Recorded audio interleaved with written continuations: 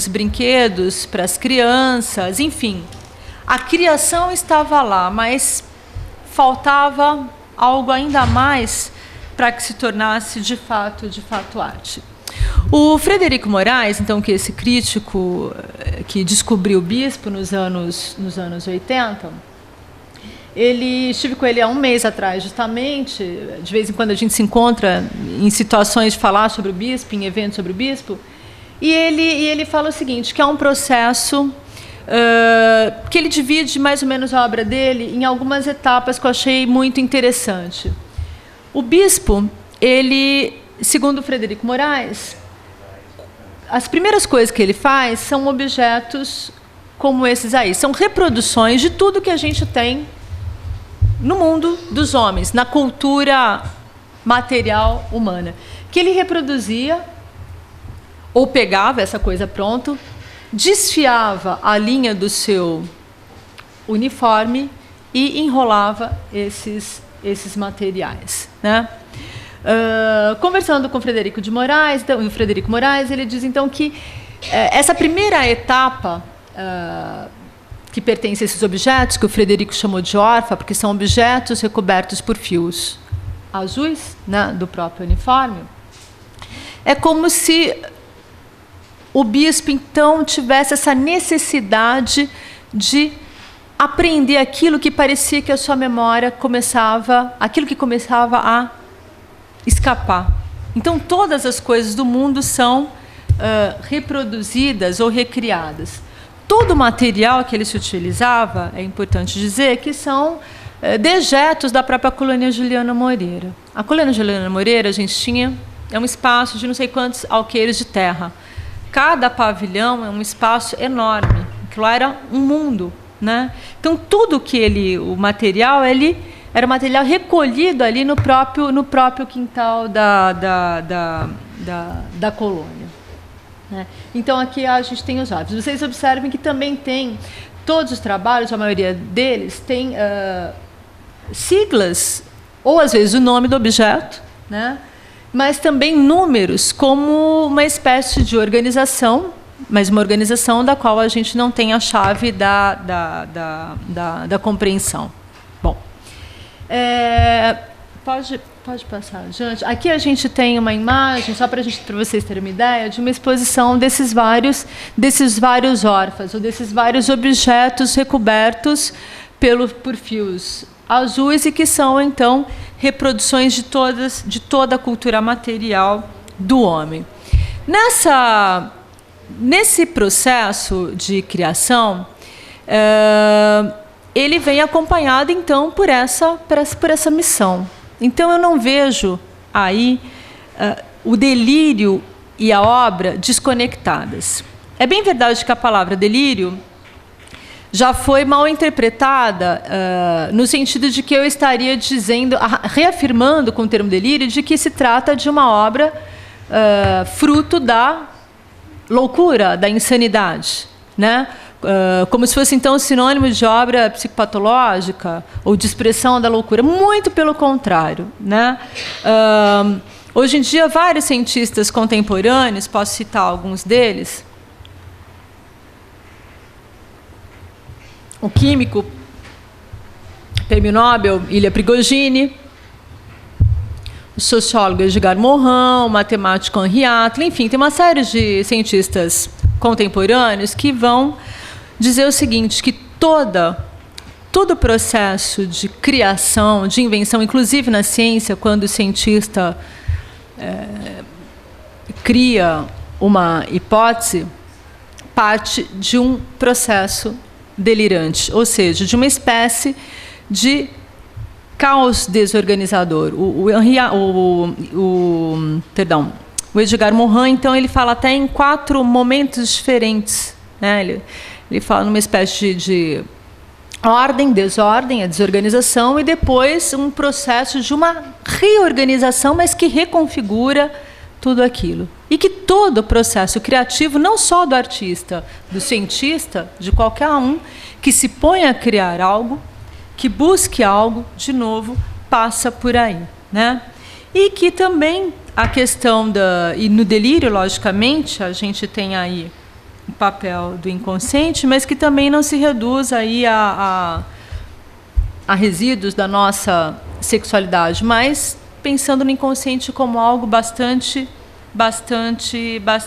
abrangente.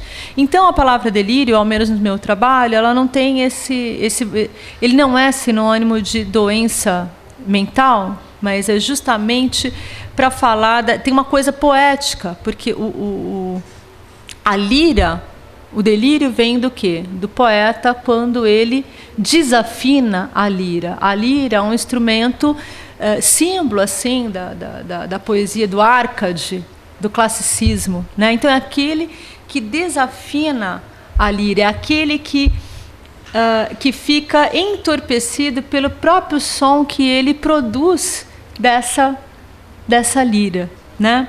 E também a gente tem outros autores, até trouxe um deles, que é o Rimbaud, que ele vai falar as lógicas do delírio. É um livro super interessante, onde ele vai falar que, olha, ao contrário do que muita gente imagina, a gente que pensa o delírio como algo sem sentido, não, muito pelo contrário. O delírio tem sentido, ele engendra uma outra forma de lógica que, obviamente, não é essa da nossa vida, de uma outra ordem, né? Mas é um erro que se torna uma verdade, que é vivido como algo genuíno, né? E que deve ser levado em consideração e a sério, né? Então, era um pouco por aí que eu pensei na palavra delírio como título do meu trabalho, A Poética do Delírio, para falar sobre a obra do bispo.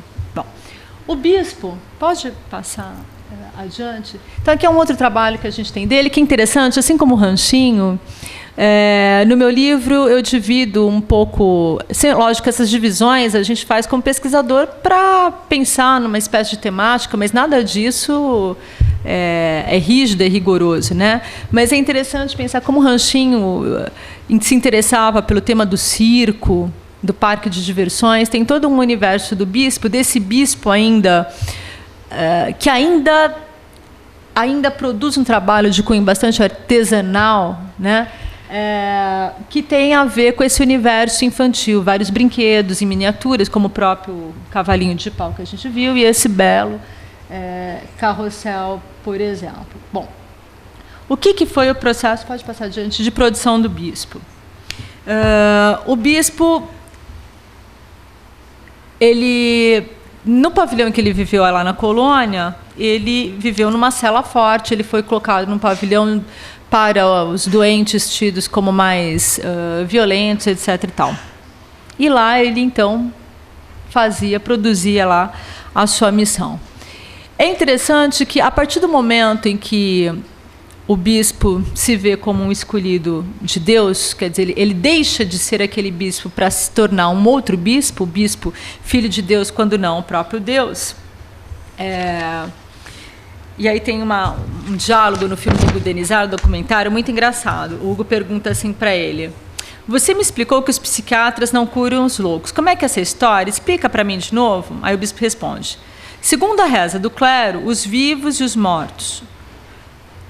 Segundo a reza do clero, os vivos e os mortos, o louco é um homem vivo guiado por um espírito morto. Então, essa questão da morte como uma consciência trágica do bispo, ela também não vem à toa. Vamos lembrar que tudo que ele faz é pensando no julgamento final. E aqui ele diz com todas as palavras, né? O louco é um homem vivo guiado por um espírito morto.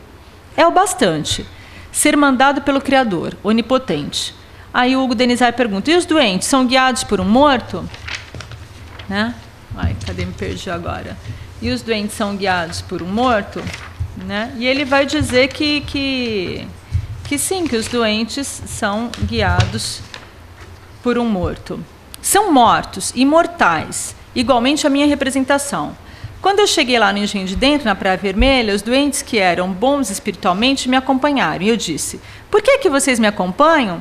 Porque o Senhor é Jesus, Mas por que vocês escutam a voz?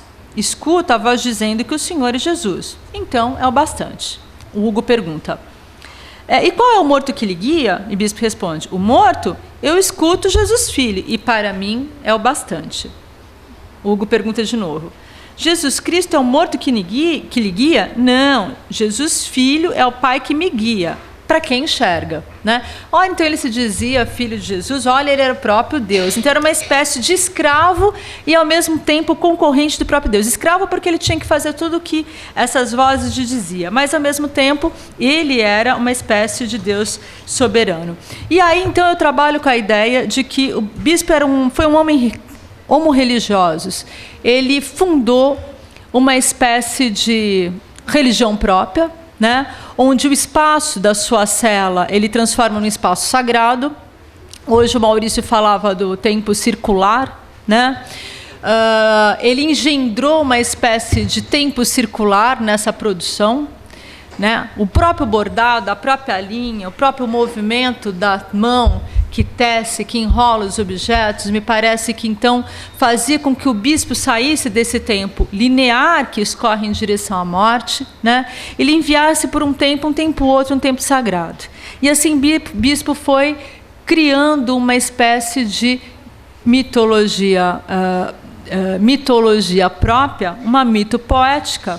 E não é à toa que ele então é um bricoleur.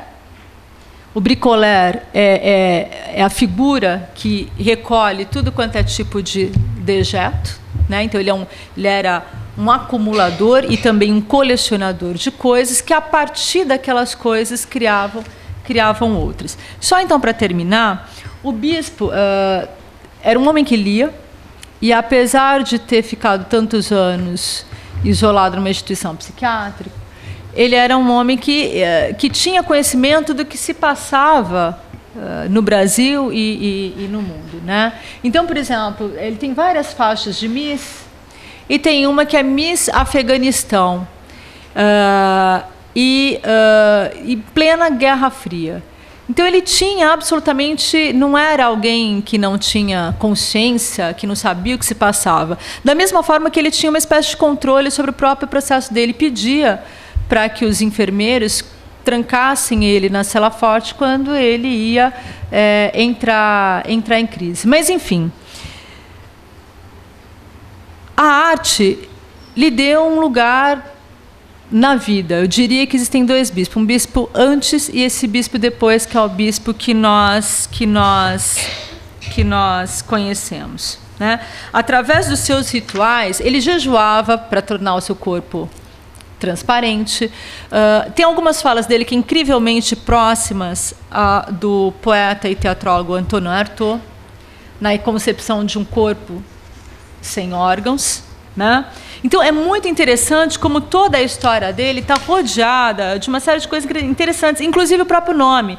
Bispo em latim é aquele com dom sobre-humano de ressurreição. Se refere à autoridade eclesiástica cuja função é unir o homem a Deus. A palavra rosário, do latim, designa o maior instrumento de reza conhecido pelo homem, mas também rosário é composto de 3 mistérios, né? Os mistérios gasosos, que estão ligados ao nascimento e à infância de Jesus, que é a primeira fase, os mistérios dolorosos, que é o mistério relacionado ao martírio e à crucificação de Cristo, e, finalmente, os gloriosos, que é a metáfora da ressurreição de Cristo. Então, é interessante ver como que o próprio nome do bispo parece carregar nele uma espécie de sinal, guarda toda uma simbologia do que veio a se tornar a sua própria vida e a sua própria missão aqui na Terra. Através dos seus rituais, o bispo alimentava, com uma forma carga de encantamento, outra coisa. Esse processo de recriar o mundo, é bem verdade que, embora fossem reproduções do mundo, né, vamos lembrar que, ao retirar um determinado objeto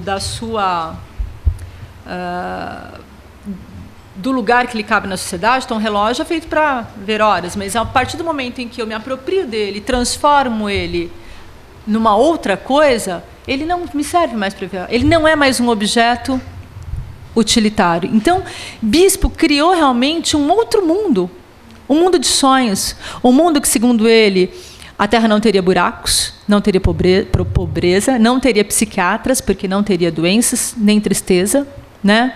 Todo mundo seria igual, né?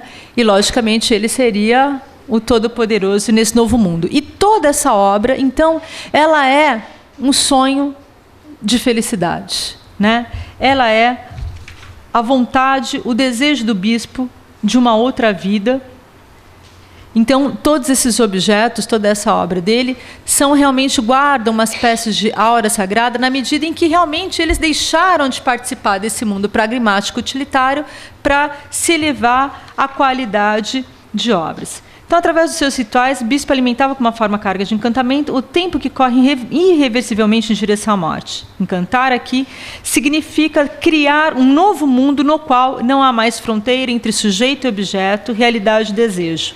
Assim, a obra de bispo representa um esforço para vencer a morte, transformando-a num rito de passagem. Então, é a obra da passagem, porque é todo um ritual para se chegar até a morte. Ela, sua obra, ajudou a dominar o sentimento de impotência, de medo, de angústia, perante o desconhecido e imprevisível, a morte. O universo renascido das mãos do bispo é a obra da passagem, a afirmação da vida diante da morte. E as palavras-chave, você pode ir passando, acho que a obra dele.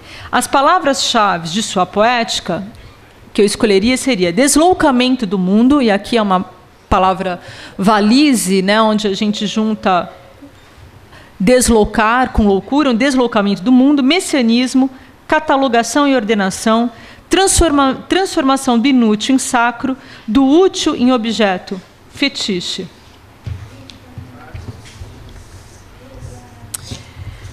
Constituía uma subjetividade por meio da qual a obra de bispo se singulariza.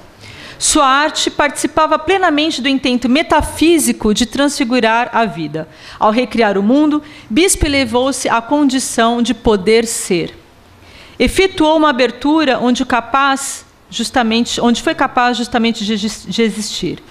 O criar foi para ele viver. Por meio de sua experiência criadora, bispo encontrou no planeta o seu verdadeiro sentido. Ele passou a ter um estatuto poético sobre a Terra, porque foi a poiesis que deu a ele o espaço original no mundo. A partir da criação, experimentou estar no mundo. E só para acabar, então, eu diria o seguinte, que não basta, repetindo as palavras do Teixeira Coelho, que não basta ser artista para ser louco e que também não basta ser louco para ser artista, né? Que a arte, tanto no caso de Bispo quanto no caso do Ranchinho, ela sem dúvida nenhuma foi potencializadora da vida, mas nem sempre também a arte salva a vida. Eu sempre lembro do exemplo de uma poeta norte-americana que eu gosto muito, que é a Sylvia Plath, que se suicidou em plena, justamente quando ela estava no auge da sua criação poética, né? Bom, e aí vamos parar por aqui. Eu trouxe um monte de slides, mas enfim. Obrigada, gente.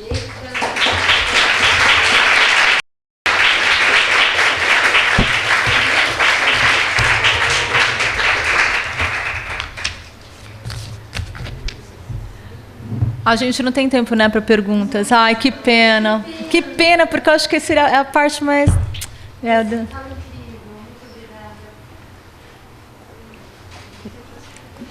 Só para fazer um link aqui com o evento, se a gente visse os slides, vocês vão perceber que as obras dele perpassam toda uma... Aqui, então, deixa de ser artesanal para ser obra mesmo. E os bordados, né? Dá para passar o manto, por gentileza? Acho que é o último slide. Pode ir para frente. São as vitrines. Vitrine, macumba, as roupas bordadas. E a obra maior dele, que é esse manto. Aqui são detalhes das costas do manto. Inclusive, a gente viu uma mandala. Aí o interior do manto. Onde tudo aquilo que ele produziu em objetos é reproduzido enquanto bordados. Então, na frente você tem... Volta um pouquinho para mim. Você tem todos os objetos que ele recriou bordados no manto, e no interior do manto todos os nomes daqueles que subiriam ao céu junto com ele para esse novo esse novo mundo, né? Então, o manto é realmente a obra síntese de toda a poética do bispo, e, ao mesmo tempo, ela tem uma coisa carnavalesca na riqueza do seu colorido, também barroca, eu diria, na riqueza dos detalhes, né? E um poder mágico, porque é dentro dele que bispo se sentia realmente o Senhor. Aquele homem enorme, negro, ganhava, se transformava no todo poderoso. Obrigada, gente. Desculpa extrapolar o tempo. Agradecemos muito a professora Marta. Incrível. E agora a gente já chama a mesa, né? As mesas frequentes, que é a mesa redonda, a alma da cidade. Gostaríamos de convidar o Luiz Barros e o André Guga para compor a mesa.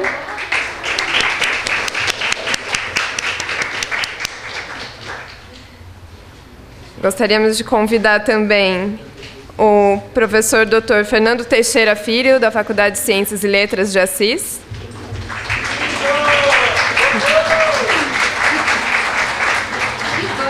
O Anderson Lemes, alemão. O senhor Décio Frutoso.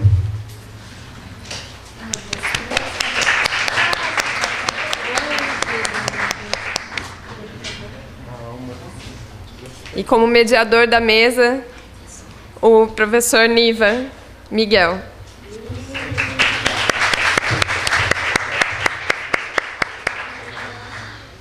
Primeiramente, boa tarde a todos.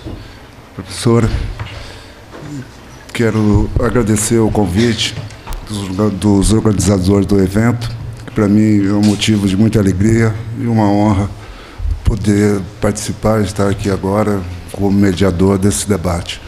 Muito obrigado aos organizadores pela lembrança. Um beijo grande, especial ao Bruno. E o título da mesa aqui, A Alma de Assis, meu ponto de vista tem muito a ver. Eu sou piracicabano de nascimento e estou aqui em Assis desde 2001, quando vim para dar aula. E sou da comunicação, não sou da psicologia. Mas me identifico com isso, e como a professora acabou de falar agora, eu, mesmo que sem saber na psicologia, mas, como eu disse, na comunicação, tenho esse olhar, digamos, para os excluídos, para as pessoas que estão fora do contexto normal, como a sociedade costuma dizer. E, então, na medida do possível, procuro dar essa contribuição, publicando alguns textos, falando do Chiquinho, falando de Joãozinho, que são pessoas marginalizadas, mas que têm tudo a ver com isso. Além de ser um frequentador assíduo do Bar do Vicente, que eu acho que é um objeto de estudo muito grande para se entender essas pessoas. Então, mais uma vez, muito obrigado pelo convite e espero contribuir de uma maneira significativa com esse evento. E, conversando com o Bruno, ali a gente estava numa dúvida de como a gente vai começar esse debate, e a gente vai se propor aqui democraticamente, é claro. Quem abre, acho que não tem uma ordem, quanto tempo vai falar, não sei. Eu, como sou da casa, eu falo por último.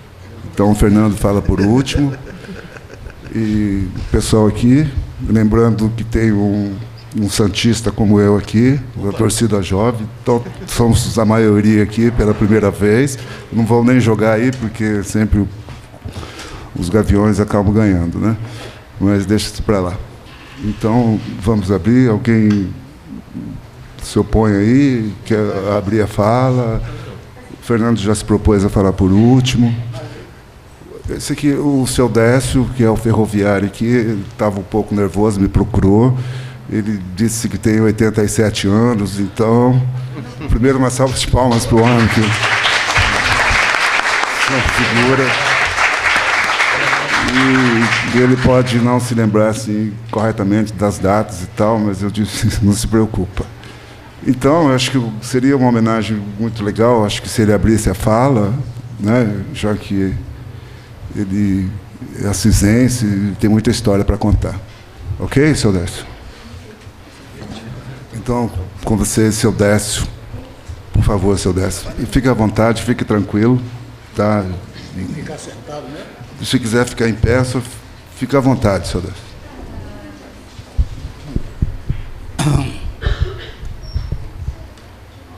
Muito bonito. Gente bonita. Gente jovem.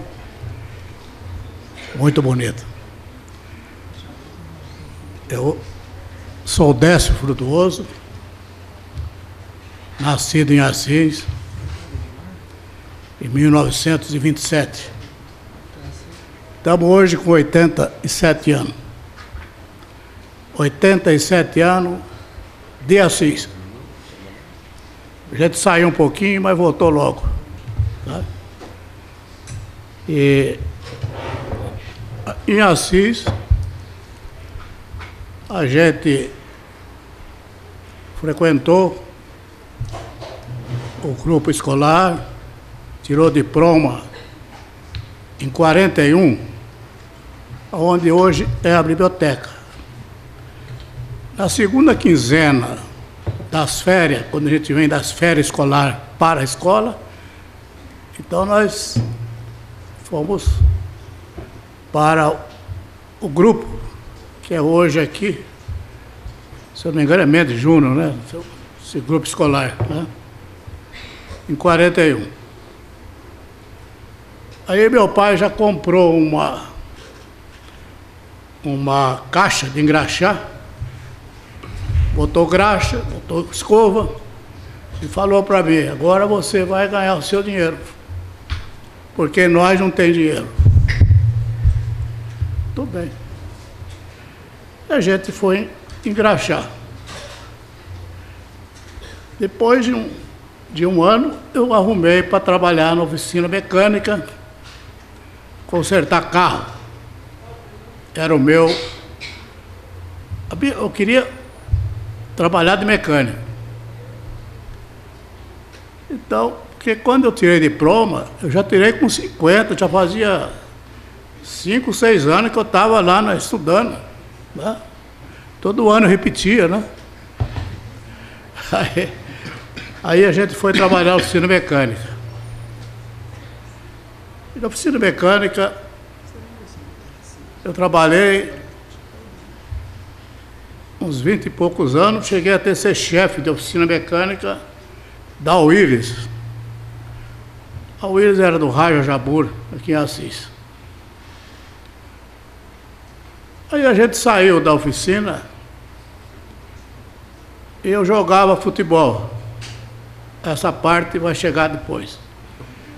Aí eu fui para a Estrada de Ferro Sorocabana. Fui trabalhar na Sorocabana. Na Sorocabana, a gente, adiantando um pouquinho, mas eu trabalhei 26 anos como ferroviário. E depois que eu aposentei, a gente começou a fazer artesanato. Eu ia falar para todas as pessoas que estão aqui que eu estou adiantando, mas depois eu vou voltar. Aqui o orador aqui é meio fraco. Aí eu voltei, fui trabalhar novamente na oficina mecânica. Aí quando essa parte que eu quero dizer, eu jogava futebol na Ferroviária, no Clube Atlético Cisense, onde é o mercado, hoje eu joguei muito tempo ali. Dali eu fui para a Ferroviária de Assis. Quando eu fui para a Ferroviária de Assis, eu já fui com o emprego arrumado. E na Ferroviária eu trabalhei 25 anos. quase 25 anos. Quase 25 anos que quando eu aposentei. E depois de aposentado,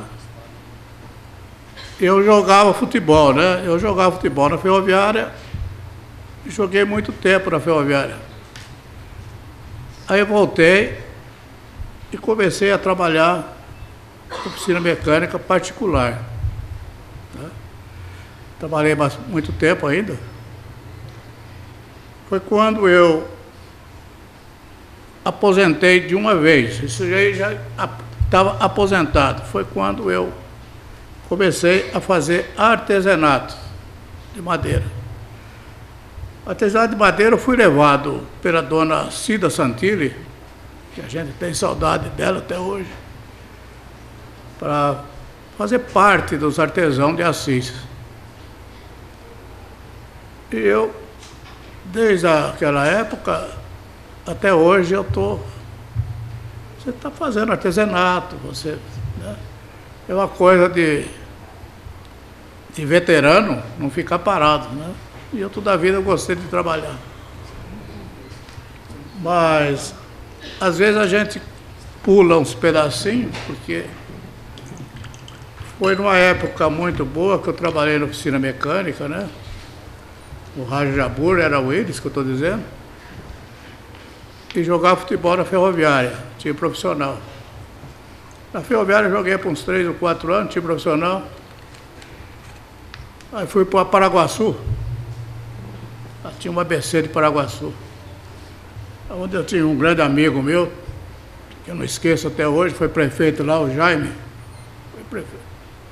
Falecido, né? Esse é um dos amigos que a gente esquece, não esquece, porque a gente jogou muito tempo e era muito amigo, né? Aí eu voltei para Assis, aí eu fui para o Paraná, fui jogar futebol no Paraná, fui em Mandaguari. Fiquei muito tempo lá em Mandaguari, uns 2 anos, aí voltei. E voltei e entrei na oficina mecânica. Da oficina mecânica, aí eu entrei na Sorocabana, né? E é onde eu aposentei com 25 anos de trabalho. A gente, toda a vida, pode-se dizer que ficou aqui em Assis, onde a gente casou. Eu tenho 3 filhos. Eu tenho 2 filhos do Banespa, né? O Timar e o Edson. Do Banespa. E tenho uma filha que mora em Londrina. Né? E dessa filha tem 2 moças. Uma é formada numa palavra que eu quase não sei falar, o tal de Snyder, né? Eu não sei falar muito bem. Formada. E a outra é engenheira agrícola, Nova América. E os filhos, eu tenho 2, que eu estou dizendo, no Banespa. E tem a minha filha, que é a mãe dessas 2 meninas, que mora em Londrina também, né? E tem meus 2 filhos aqui, no Banespa. Eu não sei ficar parado.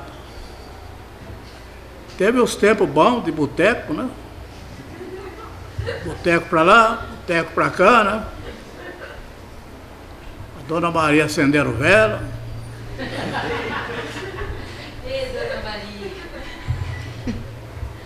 62 anos tem a Dona Maria. 62 anos de casado. 60... Então, a Dona Maria hoje, ela é uma companheira muito grande.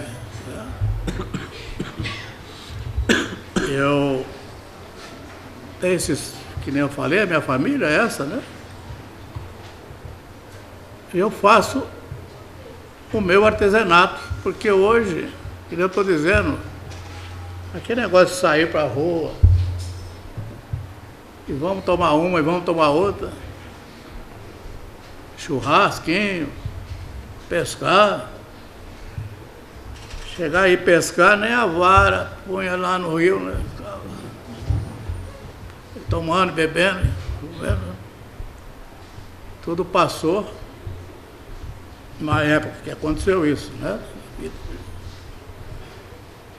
Mas a gente sempre criou os filhos com bastante carinho.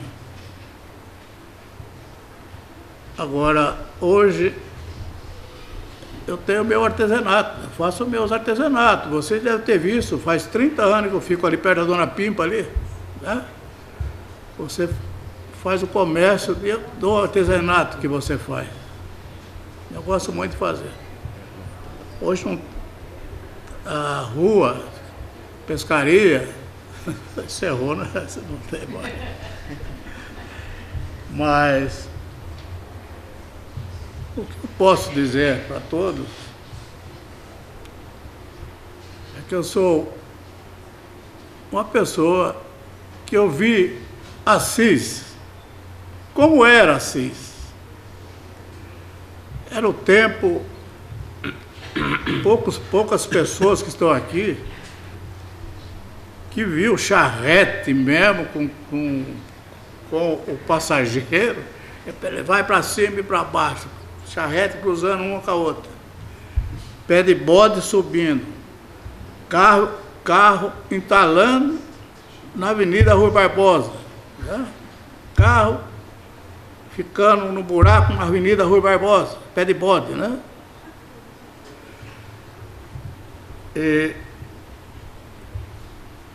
Cavalo, né? Você via cavalo para baixo, cavalo. O que era carroça? Tinha mais ou menos aqui na cidade de Assis umas 40, 50 carroças. Não tinha caminhão para fazer transporte para lá e para cá, e nem era carroça. Aquele areião tremendo, né? Que nem eu falo para todos, a gente, conforme vai falando, vai lembrando as coisas e vai conversando com vocês não vão reparar, viu? E nessa época do areião que a gente fala, de barro, a Rui Barbosa era aquele areião, charrete, pé de bode, caminhão. A cidade tinha, como se diz, a casa mercadante, uma casa jasque, né? Era o comércio da cidade forte, né?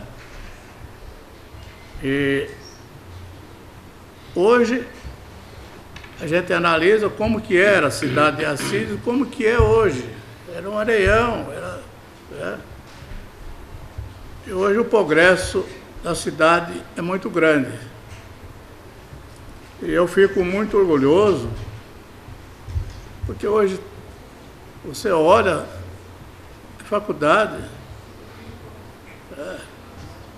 a cidade está se tornando hoje um lugar de estudo. Eu não sei falar estudo no geral, vamos ter até a faculdade, né? Então, a gente fica muito orgulhoso. Eu tinha muita vontade de falar mais um pouco, mas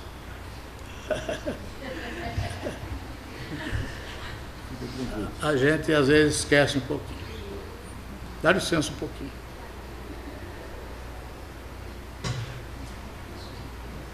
Que susto. Juntou com barulho. O flash juntou com barulho, eu não assustei, desculpa. Como a gente, continuando, a gente, hoje, a maior tristeza que eu tenho na cidade de Assis é você ver uma ferrovia dessa abandonada. Você vê uma estação dessa, sem um passageiro, não tem mais nada. A linha em volta é só mato. O movimento grande que existia era justamente a ferrovia em Assis. A gente tem um sentimento muito grande, não vê o trem, o passageiro chegando, saindo, né? Mas dizem que é para melhorar. Mas é capaz de eu morrer umas 3 vezes e não vou ver a melhora, não. Eu muito contente de conversar um pouquinho aqui. Mas agradeço muito a atenção de todos. Muito obrigado, viu?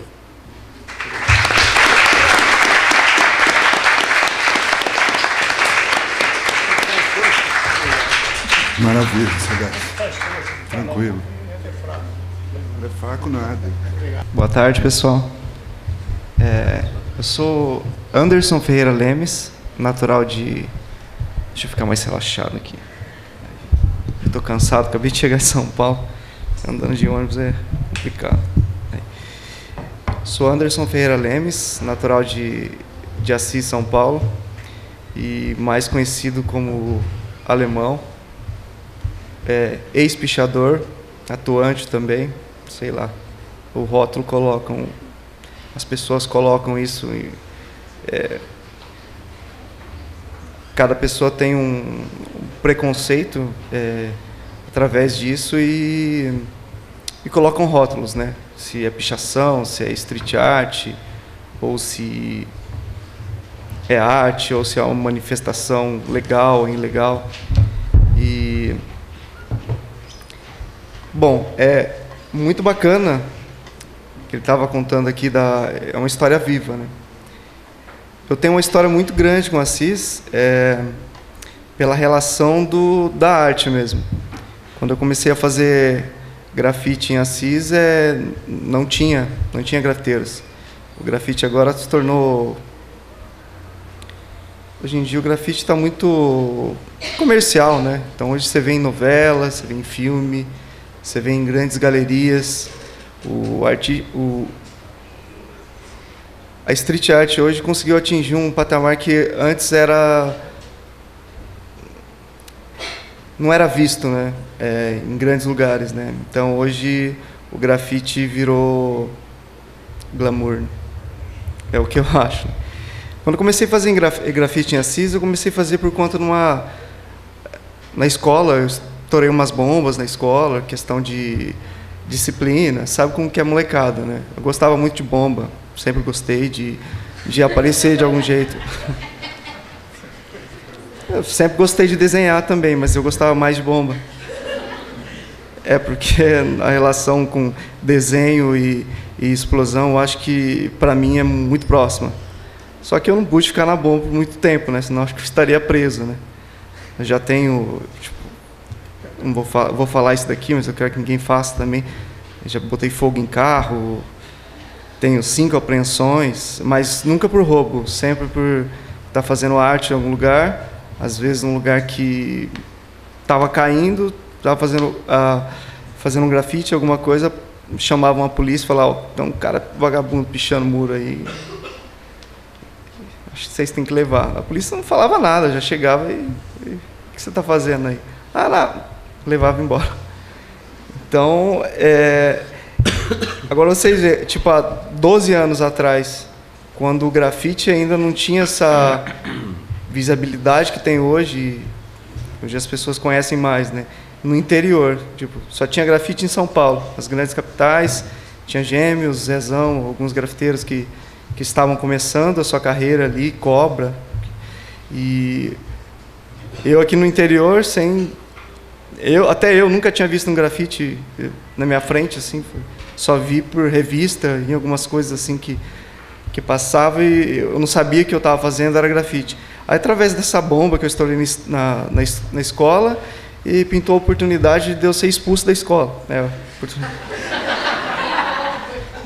Eu achava uma grande oportunidade, né? Você tirar das coisas ruins uma coisa boa que tem ali, né? Daí um professor olhou para mim e falou: meu, você é artista, você é o meu melhor aluno. Olhou para mim. Ele era o único professor que falava isso. Não deu tempo de trazer algumas coisas, foto. Eu não gosto de falar de arte, falar da minha trajetória, sem colocar imagem, né? Mas pela correria, sinto muito. Acho que se alguém quiser ver algumas coisas minhas, pela internet tem bastante coisa.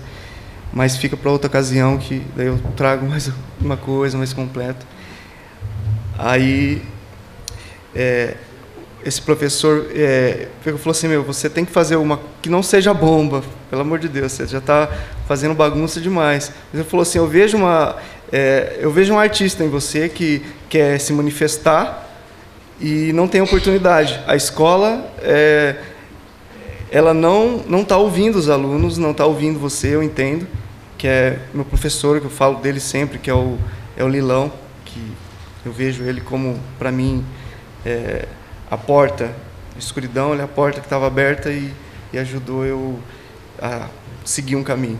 Ele pegou e comprou os materiais do bolso dele e levou, tinha pedido já para a diretora comprar os materiais. Ele falou: não, toda aquela burocracia. Ele foi, comprou pincel, tinta e levou para começar a pintar o muro do Clibas. E dali surgiu a oportunidade de eu ficar na escola, de não ser expulso. Que até então eu tinha feito uma bomba com um amigo meu, eu era muito criativo, eu sou até hoje, né? Mas eu usava isso em outras formas. Tipo, eu fiz uma bomba simultânea com 4 amigos meus, estouramos em 4 lugares diferentes. Quando a inspetora subia na sala, para ver o que tinha acontecido lá, tinha uma bomba de farinha que explodia, aquela coisa branca. Lindo! Hoje eu faço isso nas minhas obras, né? Estouro spray, faço a nostalgia, né? Aí explodia a bomba embaixo, no corredor de baixo, aí eles corriam para lá, estourava no banheiro, e foi desse jeito. Até que caiu em mim, e aí teve uma galera falou: meu, esse moleque é terrorista, tem que expulsar ele da escola. Aí esse professor Lilão, ele falou as minhas qualidades e colocou até a profissão dele em risco, né? Falou: não, vamos dar uma chance para ele. Ainda mais que ele era de arte. Ele pegou e levou alguns cadernos que eu desenhava, né? E pegou e conseguiu convencer todo mundo a deixar eu ficar na escola. Era no primeiro colegial, isso. Aí até então eu comecei a pintar o muro do Clibas, né? Quando eu comecei a pintar o muro do colégio, o Clibas é um colégio é um colégio público que tem aqui em Assis, mas é um colégio bem requisitado, assim, né? Na minha época era muito bom, era difícil de entrar no colégio. E o muro, ele é cheio de pedra, ele não é um muro liso, né? Aí o professor levou os materiais, o pincel, tudo. Nossa, imagina um sofrimento para pintar num muro cheio de pedrisco. Aquele... Nossa, uma dificuldade muito grande. Aí um amigo meu que estava comigo convenceu a mãe dele a comprar um compressor na época. Aí começamos a fazer, mudando de material, de compressor, para não precisava colocar o pincel no muro para fazer o traço, era direto com o compressor. Aí as coisas foram surgindo, né? Aí eu larguei a mão de bomba, fiquei só na parte da arte mesmo, e as coisas foram acontecendo. Aí eu comecei a fazer o primeiro grafite da região no Clibas, fizemos a metade da escola, desenhamos a metade da escola, foi um sucesso. Aí depois pintou a oportunidade de fazer no muro do Santa Maria, no Colégio Santa Maria, que é de frente da Rui Barbosa, também, que fizemos um muro muito grande lá. Foi a primeira grana que eu recebi com arte, né? Eu lembro até hoje o valor, foi R$600. Foi R$600, um mês trabalhando, gastamos 450 de material. No fim, eu acho que não ganhamos nada, porque tinha que ir lá, se somar material e tempo, mas foi bacana pela experiência. Aí, do muro que eu estava fazendo no Santa Maria, surgiu, na época, a professora ficou doente, que era a dona Malvina. Acho que eu tinha uns 18 anos. Eu estava no colégio ainda, porque eu repeti uns 3 anos. Eu sou dislexo, então matemática, português, para mim, igual eu conversei esse dia com uma amiga minha, ela falou assim, você é criativo, mas as letras ainda dançam. Eu falei, sim, as letras dançam. Eu troco P por B, então eu faço essa confusão. Esses dias eu estava fazendo uma faixa, aí minha namorada falou para mim, tá errado, não é pau-dal, é pardal. Eu falei, não, tá certo, já tinha terminado. Eu ia entregar a faixa, sorte que ela viu, daí eu fui lá, troquei de novo, falei, é mesmo, errei. Aí, enfim. Aí eu lembro que eu acho que isso aconteceu, não sei, mas eu dei aula no Santa Maria por quase 2 anos sem ter diploma. Eu achei muito interessante isso. Eu falei, eu entrei no 3º colegial dando aula e nem diploma eu tinha. Porque eu estava fazendo grafite ali, eu tinha uma relação boa com a galera. E eu comecei a passar o que eu sabia, entendeu? Ali surgiu também esse interesse de querer passar o que eu sabia um pouco, né? Porque a arte, tinha pessoas melhores que eu na escola, pessoas que desenhavam melhor, que tinham um traço melhor, só que eu tinha uma coisa que era o quê? Era o meu mundo. Eu sempre fui ambicioso em querer atingir um objetivo. Então, quanto os professores de português, que chamavam de burro, na época era normal, chamavam, você é burro, meu, você não consegue, o que você vai ser da sua vida? Você não consegue fazer uma conta? Nossa, olha, tudo errado. Então, eles falavam para mim, mas eu estava ali desenhando no outro mundo, para não deixar aquilo que eles falavam para mim atingir. Em algumas pessoas até atinge, mas para mim, eu falava, o que eu vou fazer? Eu não consigo aprender. Aí eu ficava no meu mundo desenhando, e sempre pegando uma coisa ali, outra aqui, e foi construindo, e a arte que eu tenho, na verdade, ela é o meu mundo, né? Porque foi uma válvula de escape, de fugir do que estava acontecendo, de fugir das confusões, do mundo exterior, que as pessoas julgavam de você não se adequar aos valores, às pessoas que... Na minha sala eu era o pior aluno, em todas. Tipo, só se destacava pelo desenho, mas em uma matéria você é considerado inútil, enquanto os outros, que em educação artística é fácil fazer algumas coisas, você consegue uma nota azul. Mas imagina isso em outras matérias, né? Eu lembro um tempo atrás também que eu fui... Estava até falando numa palestra não lembro o colégio... Paulo Souza, acho que é. Aí um professor... Não é no SESI, é outra escola. É no Paulo Souza, alguma coisa assim. Eu sei que tinha um professor de matemática meu que estava lá, daí eu peguei e falei, nossa, ele está ali. Eu falei, se não fosse ele, porque ele chegou em mim e falou assim, alemão, eu vou passar você porque você não nasceu para matemática. Aí me deu nota e eu consegui passar, né?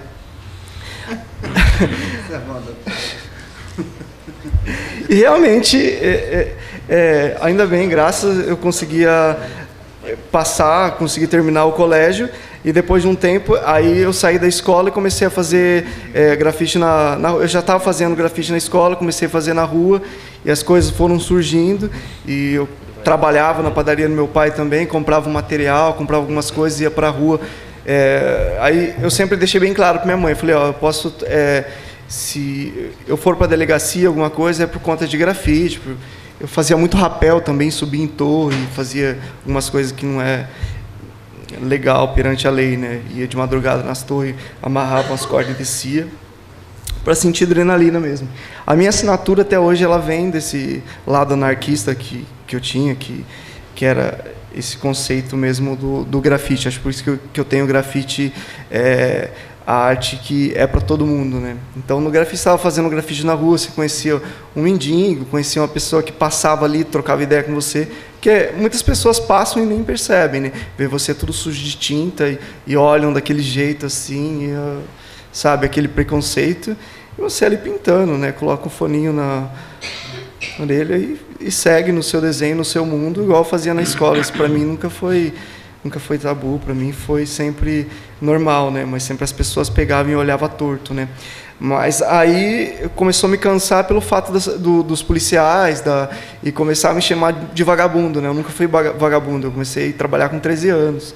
Acordava às 5 e pouco, 5h40, eu odiava acordar cedo, para trabalhar na padaria do meu pai. Ele falou assim, mas o que você está fazendo? Isso é coisa de vagabundo, que você não vai estudar. Falar, não, eu já trabalho. Mas por que você não vai estudar? Não, eu já terminei. Por que você não vai fazer faculdade? Então sempre tinha uma coisa.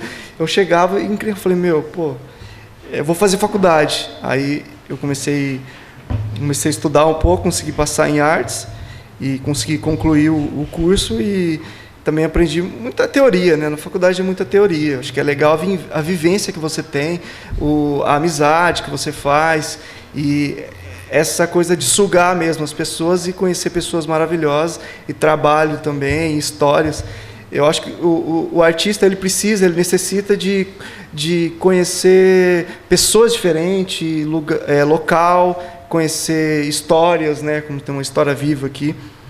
Conhecer isso para você abastecer, porque senão você não consegue desenvolver uma arte, né? E a minha arte é muito isso, é o meu mundo, mas também o exterior e pegar tudo isso que as pessoas têm e transformar em cor, em linha, né? Você tem exposição fora do Brasil? Sim, hoje eu tô com um trabalho, eu já perdi na última vez, o ano passado que eu tinha assim uma regra, já tenho em 29 países. 29. Hoje eu tô com mais. Hoje eu não sei quantos países tem minha obra.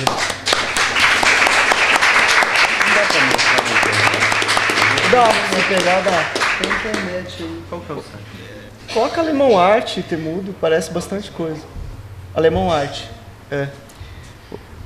Então aí eu comecei a fazer. Arte. E comecei a fazer faculdade, também peguei a teoria, comecei a ler bastante sobre artistas e eu cheguei naquele patamar que Brasil. Ali, tem um documentário legal ali também. Ó. Aquele documentário é bem bacana, já dá para resumir bastante. Se conseguir abrir, aquele ali, ó. Aí depois eu acho que tá. Ele é muito bacana, eu acho que daí eu não preciso falar mais nada. Escolha nossos templates e use a nossa poderosa ferramenta Alemão Rasga e Solta para vem da montar infância. o que quiser. Personalize o Alemão texto. ele vem da infância, eu era loiro, né? Era loirinho, o cabelo foi escurecendo. Muro, mais para frente ele vai retornar ao loiro, branco. Não queria levar você, cara. Esse é da exposição, foi a primeira exposição individual.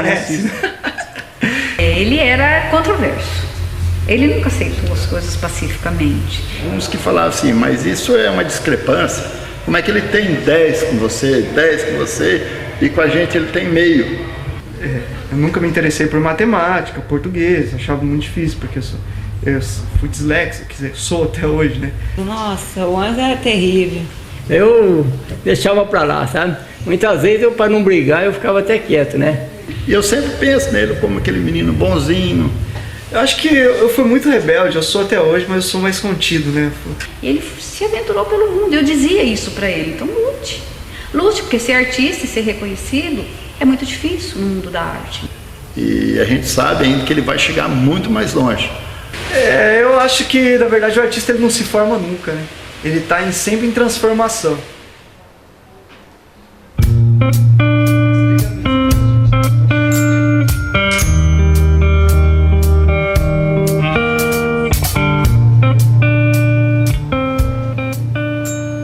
Desde pequeno eu sempre procurei a desenhar de alguma forma, né?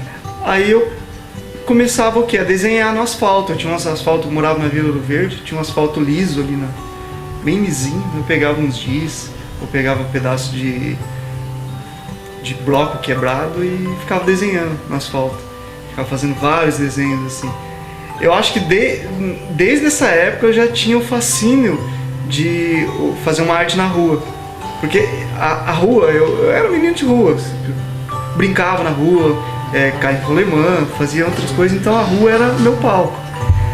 Aí da rua eu comecei a passar também nos muros.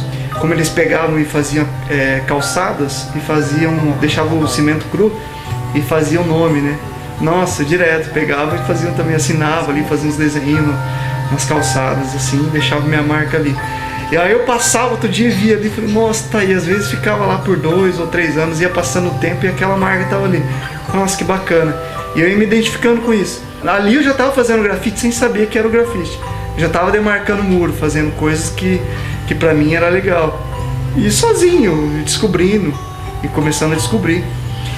No começo, eu olhava, quando ele era mais pequeno, assim, até com 17 anos, eu falei, nossa, por que você fica fazendo essas coisas? Isso aí não vai dar em nada e tal, né? O meu sogro mesmo fala, você é besta, hein, moleque? Vê você pegar numa enxada, carpir, ou senão ajudar teu pai a fazer o pão, fazendo isso aí você não vai ter futuro nenhum. Ele começou trabalhando comigo lá no comércio, né? A parte da padaria, a parte da fabricação eu fazia e ele ficava na frente lá, ele, a outra irmã dele, né? E quando ele começou o desenho, eu vou, senta aí. Daí eu vou, o que você quer? Dá que você besta. Ele brincava muito com o vô dele, era o xodó dele. Ele desenhou inteirinho o vô dele. Daí o Supriano falou, moleque, mas não é que você tem dão mesmo? Ele trabalhava no balcão, mas ele ficava mais fazendo desenho. E ele chegava no freguês e ele largava ali já do lápis e já corria atender, né? O freguês virava as costas e ele já pegava no lápis, né? Ficava só desenhando lá no balcão, né? E o meu pai, quando ele estava ruim na cama, o Anderson foi lá ver ele, o meu pai falou assim, Anderson, eu vou falar uma coisa pra você vai ser um artista, filho. Continua o jeito que você tá, que você vai ser um artista. Foi a última palavra que meu pai que deu. Por outro dia meu pai morreu. Daí o Anderson, tá vendo, mãe? Bem como o vô falou. Porque desde pequeno, desde criança ele tem esse dom.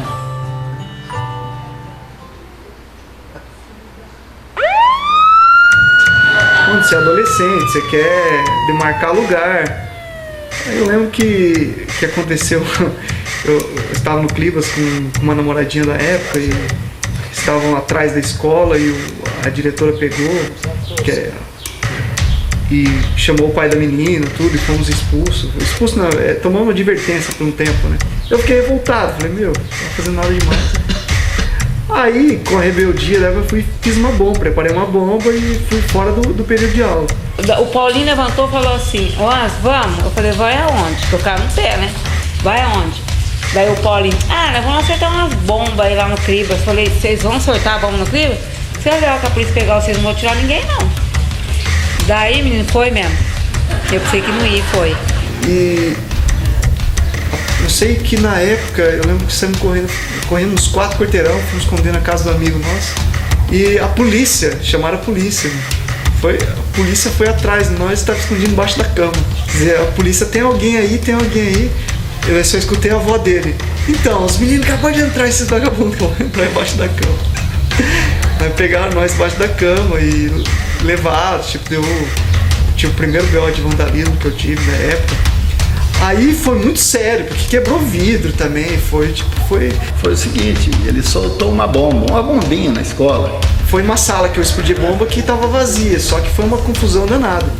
Aí nisso teve a reunião para decidir o que ia fazer comigo e com o Paulinho, que ele foi expulso e eu não, porque aí o Lilão estava na bancada e falou, não, ele aprontou isso, mas ele é um menino bom, ele não responde, tudo, tem as suas dificuldades, mas ele é um menino bom.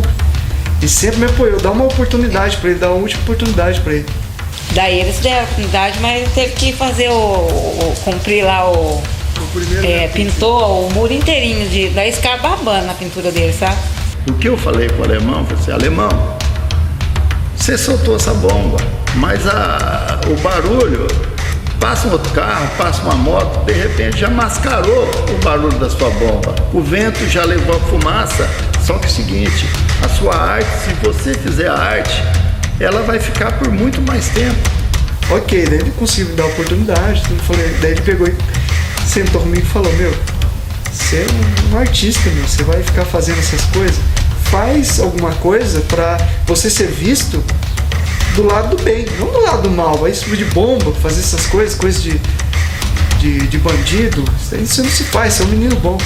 Eu peguei e falei, é mesmo.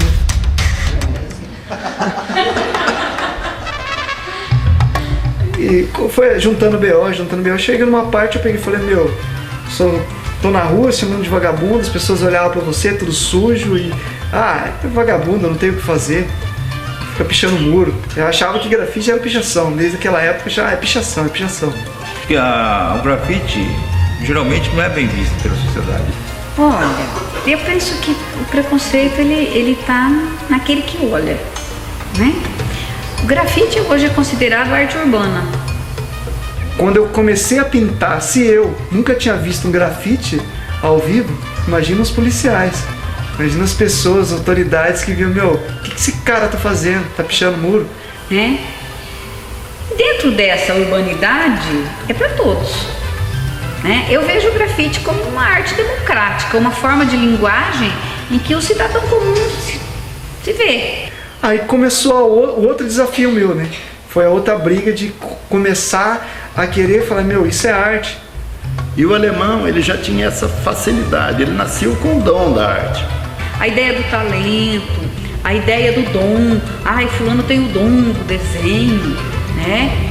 As coisas não são assim, qualquer um pode desenhar, qualquer um pode produzir. Logicamente a escola pode oferecer condições para que ele possa aperfeiçoar. Se a gente for pensar na linguagem que o alemão usa, ela é controversa, ela é rebelde, ela nasce, né, de uma forma, como uma forma de rebeldia. Né? E talvez ele tenha encontrado nessa linguagem a forma de dizer aquilo que ele pensa, a forma de se colocar poeticamente no mundo, porque todo artista é um poeta.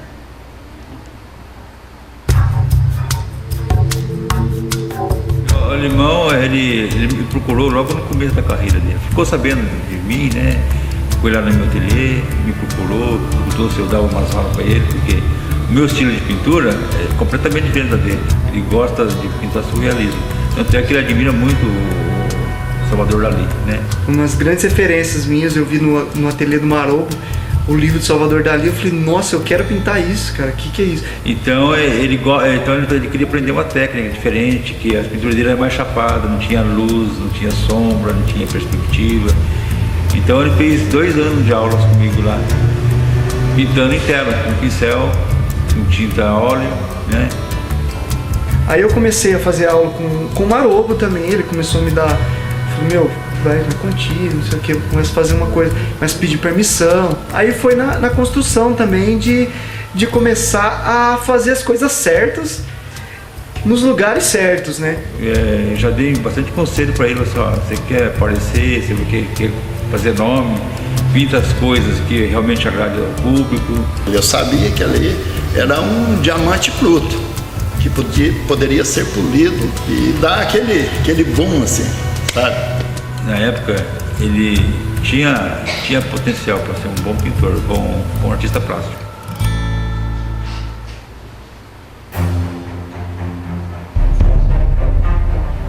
Eu acho que a arte é a capacidade de você sentir alguma coisa e ter uma ideia e passar aquilo de alguma forma a despertar assim, uma tensão, né? Até uma mudança de comportamento das pessoas que estão apreciando aquilo ali, certo? Você vê arte em tudo que você faz. O Milão sempre falou isso. Existe desenho em tudo tem desenho, só basta você enxergar. Desde criança acho que a arte já nasce, já vem de berço. A oportunidade que eu tive primeiro foi o professor. A oportunidade que ele me deu a olhar de um jeito diferente. Quando todo mundo me criticava, esse menino não quer nada com nada, ele me deu o pincel e falou, meu, você é artista. Acho que é isso que muitos alunos precisam ouvir. Meu, você é bom em tal coisa. Se não é bom em matemática, é bom em português, em alguma coisa ele vai conseguir encaixar. Acho que é isso que falta muito hoje. Eu fico até orgulhoso de ver o alemão crescendo do jeito que ele está crescendo, né? Porque hoje ele já fez o trabalho dele em mais de 85 cidades da região aqui, né? Já foi fora do Brasil também, no Museu do Louvre, né? Em Paris. É um orgulho para mim, fico satisfeito de ver como uma pessoa progrediu, né? Prosperou na pintura. Que ele está no caminho, ele ainda quer vê-lo numa Bienal. Nossa, muito orgulho, né? E principalmente se ele tiver um dom para alguma coisa, se o pai e a mãe, principalmente o pai, né? Se o pai descobrir que ele tem um dom para tal coisa, tem que deixar ele seguir aquilo que você vê que aquilo que ele quer é aquilo, né? Não adianta você ficar pondo na cabeça dele, né? Não, vai largar a mão disso, não vai atrás disso aí não, vai fazer não sei o que, né? Que tem muitos pais que é assim, né? E eu acho que isso foi importante na construção da arte que eu sou hoje. A arte, Eu acho que ela serve para provocar, para instigar, para dizer, documentar, comunicar, né? Mas eu acho que acima de tudo, para a gente se reconhecer humano.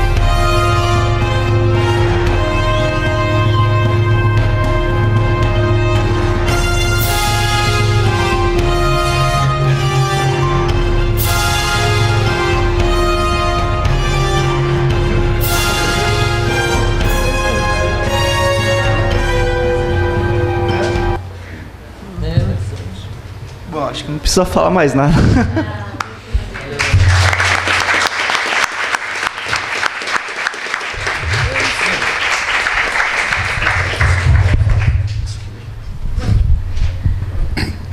Maravilha, né?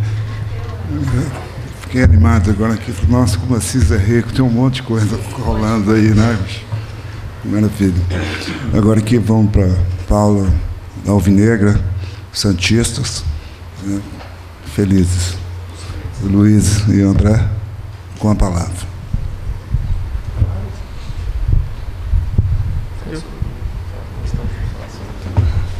Boa tarde a todos. Meu nome é André, meu apelido é Guga.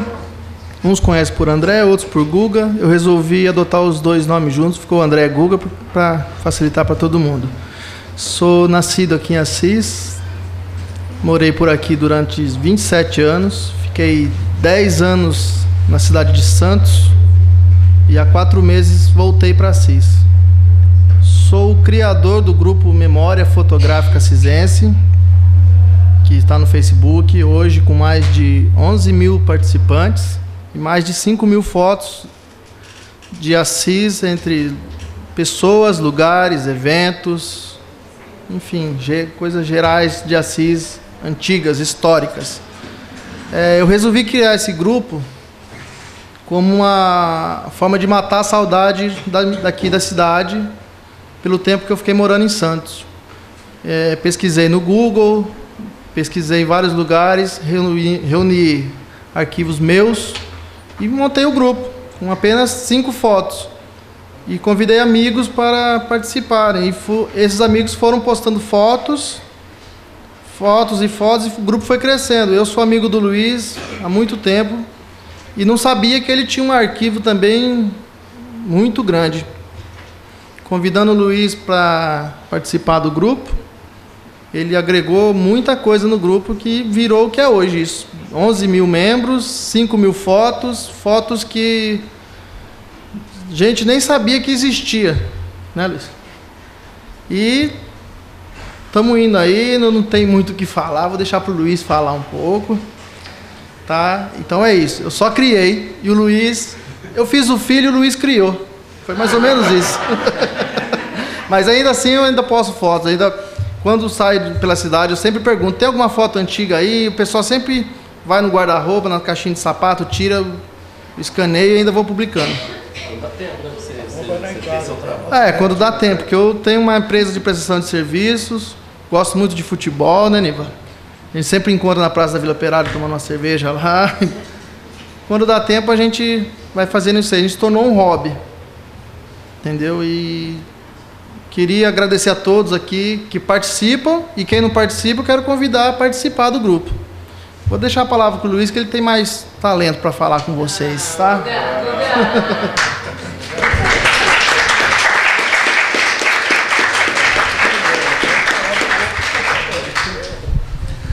Agradecer o Niva, aqui ao qual eu, em nome do Niva, eu cumprimento todos os participantes da mesa.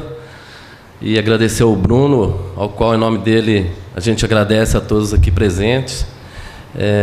E agradecer pelo convite, para esse evento. Como a gente trabalha com história, esse daqui é um momento histórico também, para a gente.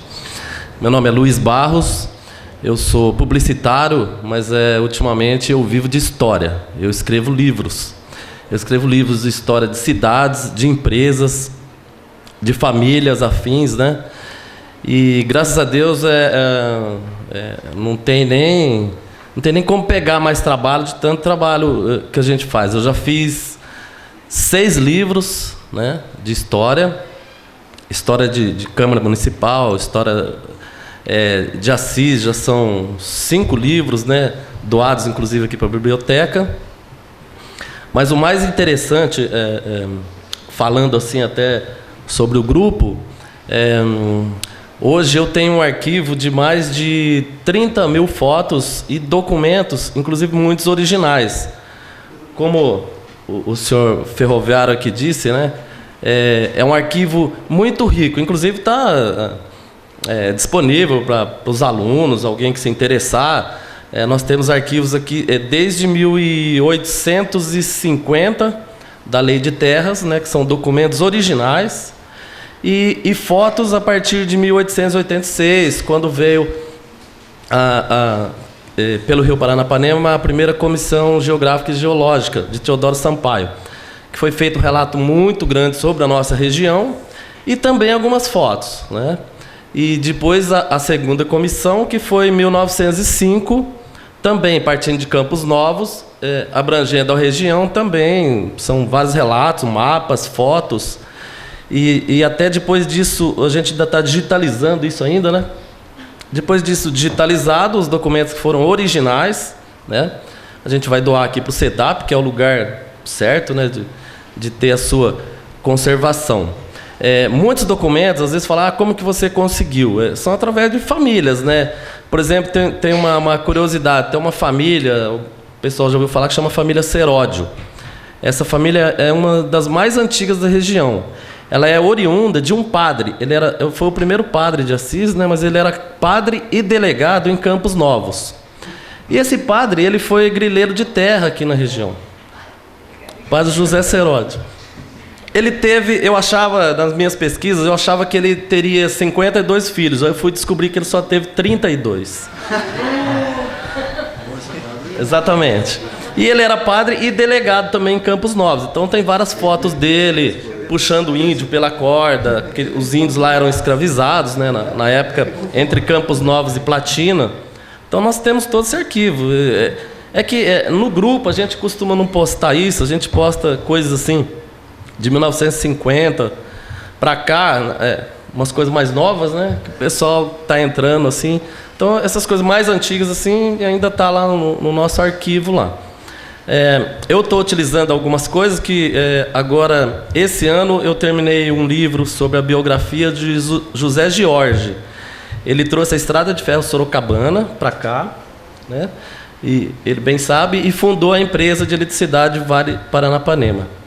Então, a família me doou também vários arquivos, né? Por exemplo, tem a planta original da estação ferroviária, a planta original, a planta original das oficinas Sorocabana. Tá tudo em mãos, mas a gente está digitalizando ainda.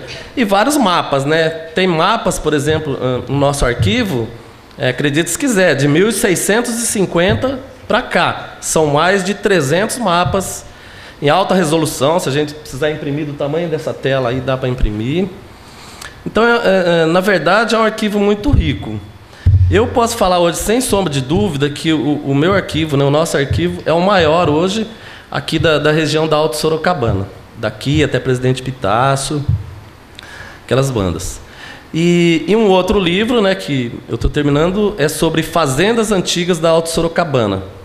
Então, eu fiz um levantamento de Santa Cruz do Rio Pardo até Presidente Epitácio, para aqueles lados lá é meio complicado, porque passou de Presidente Venceslau para lá, hoje você encontra ainda muito jagunço lá, com um rifle, porque tem aquelas pendengas ainda do sem terra lá. Um mudo aquém lá, uma coisa meio estranha. Então, assim, eu estou mais aqui para falar desse arquivo, né, desses arquivos, voltando a falar do padre, né? É muito interessante que a gente fala assim, grileiro, né? E eu aprendi, inclusive, nos arquivos da família desse padre, estava explicando, a gente não sabia falar, aquele lá é grileiro de terra, né? Muita gente já ouviu falar. E era porque o padre, né, não só o padre como outros que fizeram isso, eles pegavam os documentos, que era um documento, um papel novo, e eles faziam, apanhavam um poceiro lá no lugar, e depois eles registravam essa terra em Botucatu, né? que era a Igreja Católica, era lá que era registrado as terras da região. Só que com data retroativa, para dizer que eles eram os donos dessas terras, né? Muita terra. Então eles pegavam esse papel, ponhavam dentro de uma gaveta, cheio de grilo, né? Fechava a gaveta e ficava lá um mês lá. Os grilos iam mordiscando um pouquinho os papéis e eles defecavam nos papéis e amarelavam. E aí dava o sentido daquele papel antigo, né? Parecia original, por isso que se fala grileiro, que é o grilo da terra, né? Então são várias curiosidades assim que a gente sabe, né? Que a gente tem. Então é isso. O nosso grupo até tá passando algumas fotos aí. Quando surge um assunto polêmico no grupo, eu e o Guga, a gente tem outras atividades, nós não ficamos ali, né? Todo dia, toda hora, até porque não dá, né? Na rede social. Quando tem alguma coisa de polêmica, a gente procura estar esclarecendo as pessoas e retirando, né? Quando tem alguma discussão, alguma coisa, a gente retira. A gente explica antes, né? Propagandas também a gente retira. Quando o Guga fala, muitos aqui têm Facebook, tem lá, né? 5 mil amigos, tal. Vocês não conversam com todos os 5 mil amigos, vocês não ficam lá curtindo a foto dos 5 mil amigos. Então, essas pessoas, eles entram nesse grupo e vão curtindo o que lhes interessa, porque quando é postado, eles veem né? Fulano postou uma foto, fulano postou uma coisa, então o que lhes interessa, eles entram lá e tem eles fazem as suas discussões, falam da foto.